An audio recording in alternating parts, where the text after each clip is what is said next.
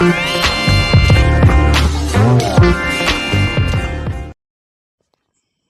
اللہ الرحمن الرحیم۔ مور جتنا اب خوبصورت ہے اس سے کئی زیادہ جنت میں خوبصورت تھا۔ مور کی خوبصورتی میں سبھی پرندے فدا تھے، لیکن ان سب خوبیوں کے باوجود مور سے ایسی کون سی خطا ہو گئی تھی جس سے اللہ پاک مور کو جنت سے نکال دیا۔ اللہ تبارک و تعالیٰ نے جب حضرت آدم علیہ السلام اور اماں حوا کو پیدا فرمایا، اس کے بعد ان کو جنت میں بھیج دیا۔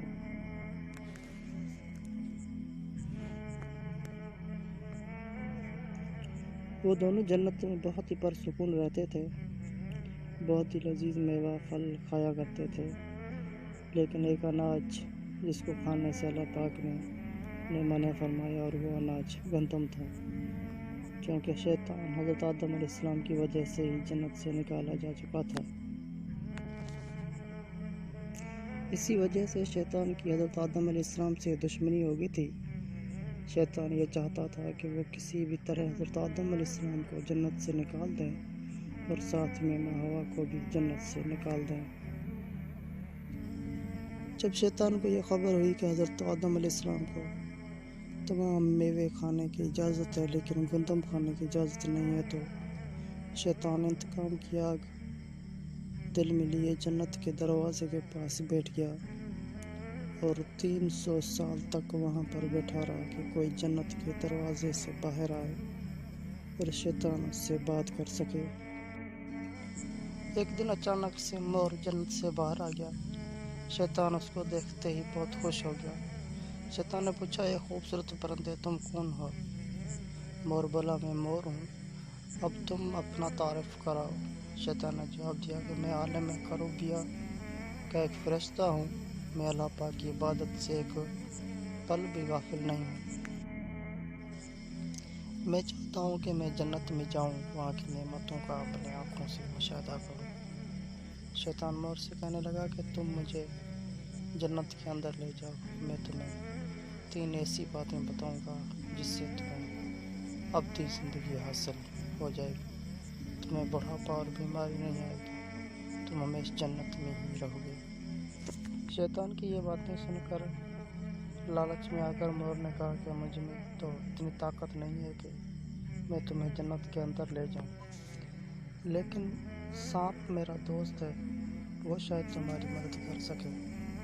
یہ کہہ کر مور سانپ کے پاس آیا، اس کو ساری دائی۔ سانپ بھی شیطان کی باتوں سے بہت خوش ہو گیا، پھر شیطان کو اپنے منہ میں چھپا کے جنت میں داخل ہو گیا، اور یوں شیطان اپنی چال میں کامیاب ہو گیا۔ جنت کے تمام نگہبانوں کو یہ معلوم تھا کہ شیطان یہ چال چل رہا ہے اور جنت میں داخل ہو چکا ہے۔ فرشتے شیطان کو جنت سے نکالنے لگے، تبھی اللہ پاک کا حکم ہوا کہ اس کو ابھی تک جنت میں ہی رہنے دیا جائے۔ وہ فرشتہ اللہ تبارک و تعالیٰ کے حکم سے رک گئے۔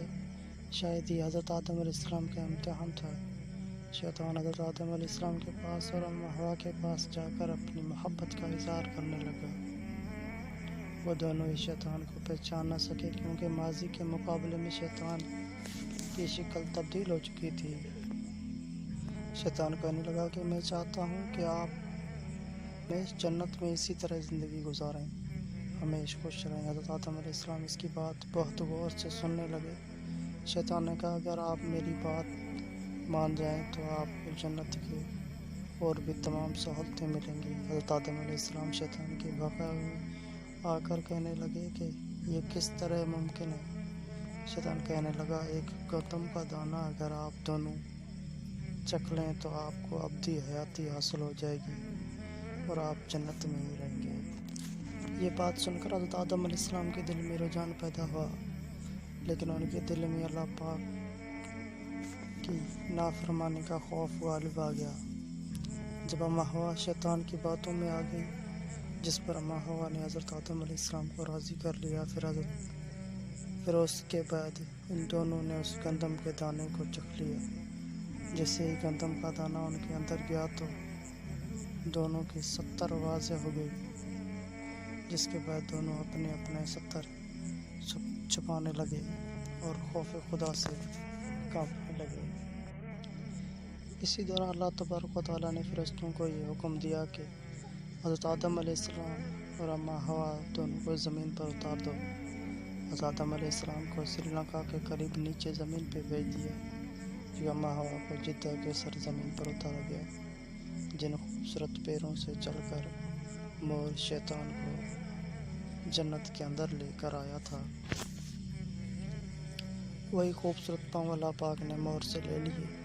सांप जो अपने मुंह में शैतान को छुपा कर लाया था, उसके मुंह में खूबसूरत खुशबू को छीनकर उसमें जहर डाल दिया गया।